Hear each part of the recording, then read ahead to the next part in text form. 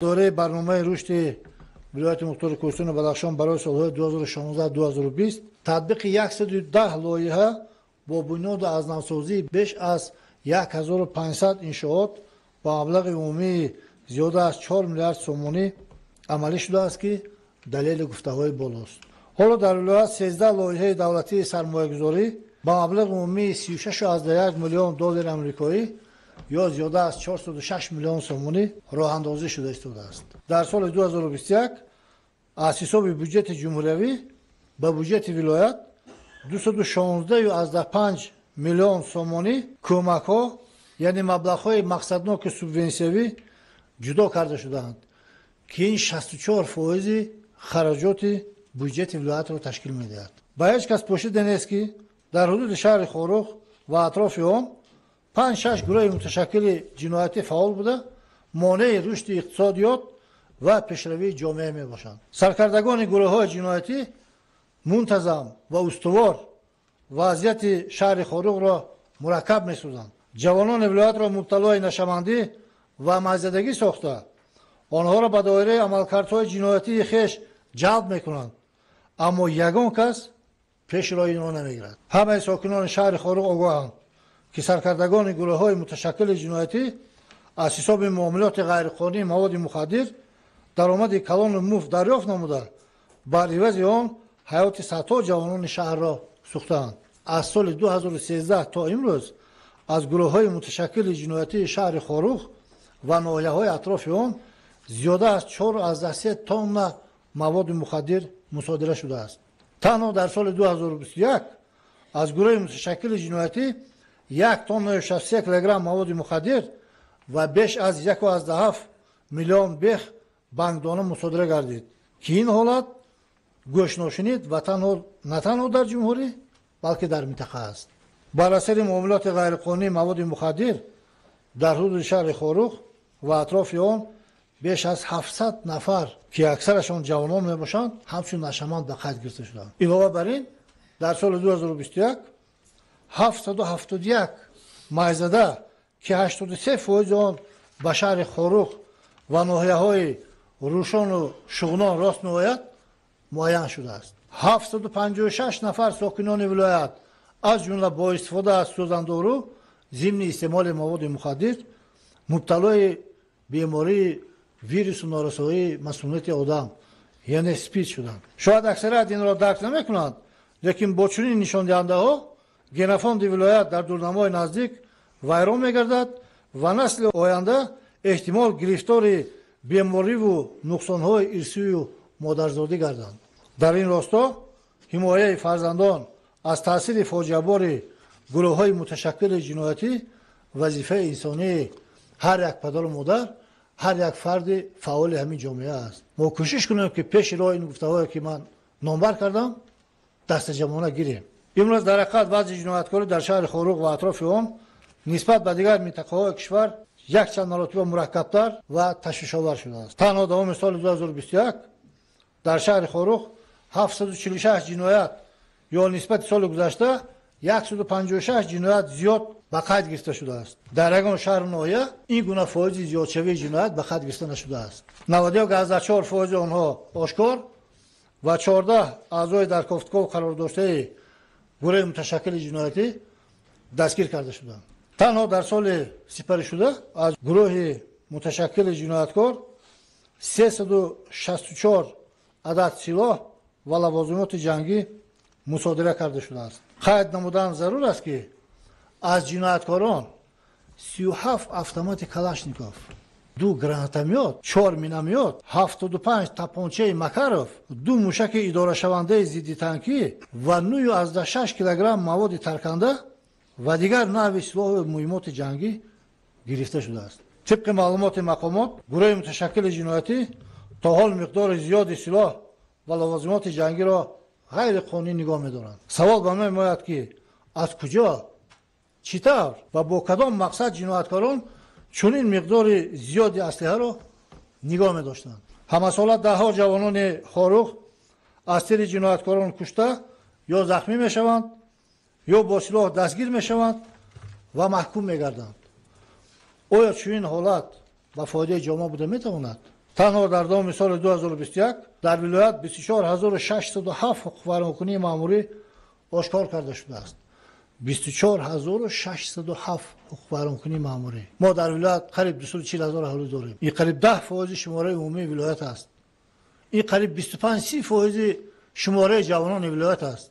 аз инҳо 49 ҳолати итоат накардан ба талаботи қонунии милитсия, 52 ҳолати идораи нақлиёти берақами қайди давлатӣ, он қадаре ки мо гап мезанем, то ҳоло нақлиёти беқайди давлатӣ, то ҳоло итоат накардан, то ҳоло дар ҳолати мастӣ идора кардани воситаи нақлиёт ҷой дорад. 44 ҳолати идораи автомобил дар ҳолати мастӣ ва дигар қонунвайронкуниҳое ошкор шуданд ки тартиботи ҷамъиятиро вайрон ва фазои ҳуқуқии вилоятро халалдор менамоянд. 359 нафар ҷавонони минтақа бо ҷурми майдавбошӣ дар ҳолати сархушӣ дар ҷойҳои ҷамъиятӣ дастгир шуданд.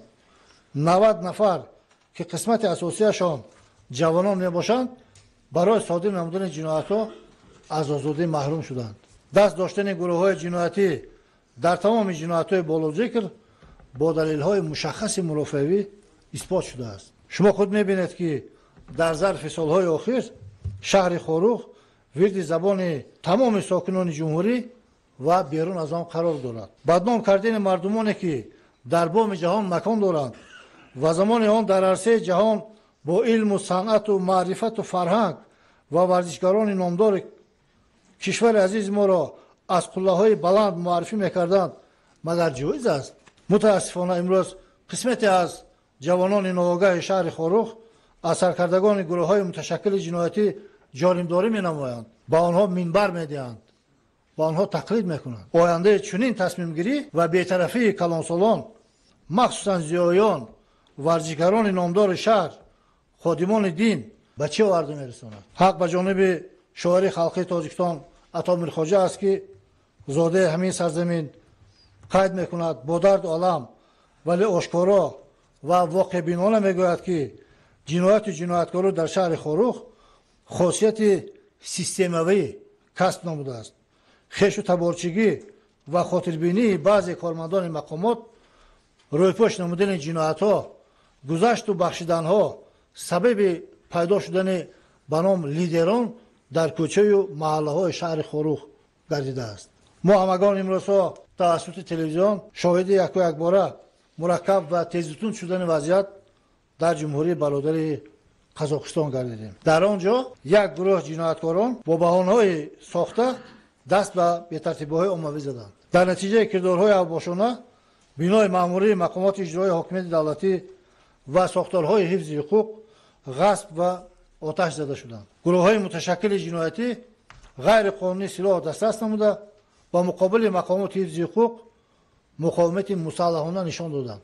дар кӯчаҳо ҳолатҳои авбошӣ, дуздӣ, тасаввури моликияти давлатӣ ва шахсӣ ба қайд гирифта шуд. ба низомиён иҷозати истифодабарии силоҳ бидуни огоҳии қаблӣ дода шуд. дар натиҷа даҳҳо террорист безарар гардонда, ҳоло беш аз 6000 нафар омилони бетартибиҳо дастгир карда шуданд.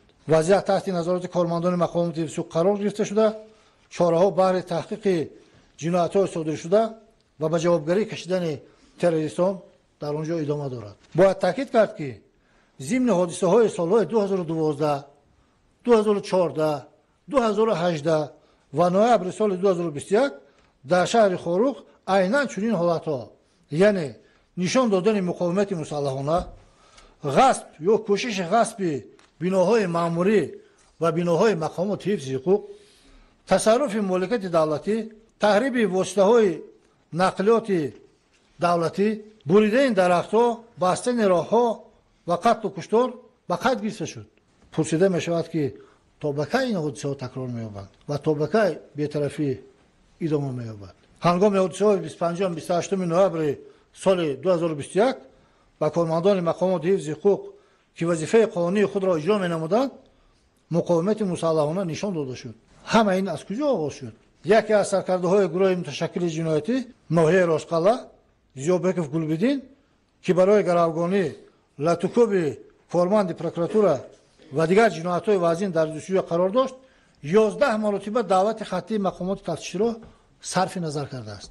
баъди даъватҳои бенатиҷа моддаи 115 кодекси мурофиаи ҷиноятии ҷумҳурии Тоҷикистон вазифадор месозад ки гумонбаршуда, айбдоршаванда, судшаванда ва ҳатто шоҳид ва ҷабрдида иҷборан боздошт ва ба мақомоти тафтишотӣ ҳозир карда шаванд.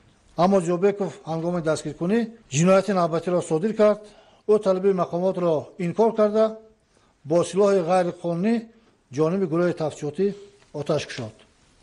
дар чунин вазъият қонуни ҷумҳурии Тоҷикистон дар бораи силоҳ аз 26 7 2014 муваззаф месозад ки таҳдид ба ҷони кормандони ҳифзи ҳуқуқ бо истифодаи силоҳ низ бартараф карда шавад. дар идома гурӯҳи ҷинояткорон ба сардори шӯъбаи корҳои дохила дар шаҳри Хорух полковник Муборак Қадамзода ҳамлаи гурӯҳӣ анҷом дода мехостанд ӯро бо кор ба қатл расонанд. инчунин 4 нафар кормандони мақомоти ҳифзи ҳуқуқ мавриди латикоби шадиди аъзоёни гурӯҳи муташаккили ҷиноятӣ қарор дода шуданд ва онҳо то ҳол аз осебҳои ҷиддӣ муолиҷа мешаванд. силоҳҳои кормандони мақомоти ҳифзи ҳуқуқ тасарруф карда шуданд ки инро низ дар наводҳо мо тамошо кардем.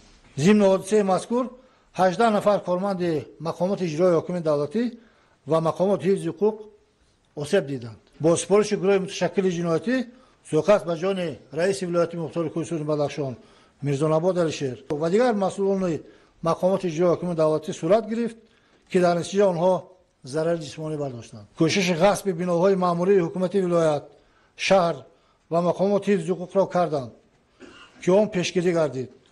дар ин рӯзҳо ҳуқуқу озодиҳои сокинони шаҳри Хорух ва ҳатто сокинони вилоят поймол гардида, имконияти рафтуомади шаҳрвандон маҳдуд ва ҳаракати воситаҳои нақлиёт қатъ гардид. амнияти ҷамъиятӣ ва тартиботи ҳуқуқӣ пурра вайрон гардид. ба иқтисодиёти вилоят ва ҳифзи муҳити зист миллионҳо сомонӣ зарар расонда шуда шумораи зиёди дарахтони бисёрсола бурида ҳезим шуданд. давоми соли 2021 38 ҳолати дахолат, таҳқир ва монеъ шудан ба фаъолияти мақомоти ҳифзи ҳуқуқ ба қайд гирифта шудааст.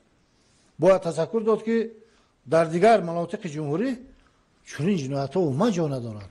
мақомоти ҳифзи ҳуқуқи ҷумҳурӣ иттилои дақиқ дар бораи саркардагони гурӯҳҳои муташаккили ҷиноятӣ ва пуштибонҳои берунаи онҳо ки бетартибиҳо ва ҷиноятҳои рӯзҳои 25-28 ноябрро оғоз, роҳбарӣ, идора ва маблағгузорӣ карданд, дастрас намуданд. ба саркардагони гурӯҳҳои муташаккили ҷиноятӣ тибқи моддаи 198 кодекси мурофиаи ҷиноятии ҷумҳурии Тоҷикистон чандин маротиба даъватнома ҷиҳати ҳозир шудан ба мақомоти ҳифзи ҳуқуқ, аммо то ҳол онҳо аз итоат ба амри қонун саркашӣ менамоянд. вобаста ба ҳодисаи моҳи ноябри соли 2021 нисбат ба 16 нафар аъзо ва тарафдорони гурӯҳи муташаккили ҷиноятӣ парвандаҳои ҷиноятӣ оғоз гардиданд. барои онҳое ки ихтиёран ба мақомот ҳозир шуда ба рафти тафтишот мусоидат мекунанд, тибқи моддаи 61 кодекси ҷиноятии ҷумҳурии Тоҷикистон ин ҳолат ҳамчун ҳолатҳои сабуkkунандаи ҷазо ба инобат гирифта мешавад. таҷрибаи талхи муноқишаҳои солҳои охир тасдиқ мекунад ки саркардагони гурӯҳҳои муташаккили ҷиноятӣ ва баъзе ашхоси моҷароҷӯи иғвоангез худ аз дуриҳо берун аз қаламрави кишвар истода ҷавонони ноогоҳро ба содир намудани амалҳои зидди қонунӣ таҳрик медиҳанд. тамоми сокинони шаҳри Хорух фарзандон, бародарон худро аз чанголи гурӯҳҳои муташаккили ҷиноятӣ берун бароред. онҳо зери таъсири шиорҳои амонфиребонаи гурӯҳи муташаккили ҷиноятӣ ҷиноят содир мекунанду муҷозот мешаванд. баъд фардо дер мешавад. ҳар як нафаре ки ҷиноят содир кардааст дар чорчобаи қонунҳои ҷумҳурии Тоҷикистон барои тамоми кирдорҳои содир кардааш ҳатман ҷавоб хоҳад гуфт.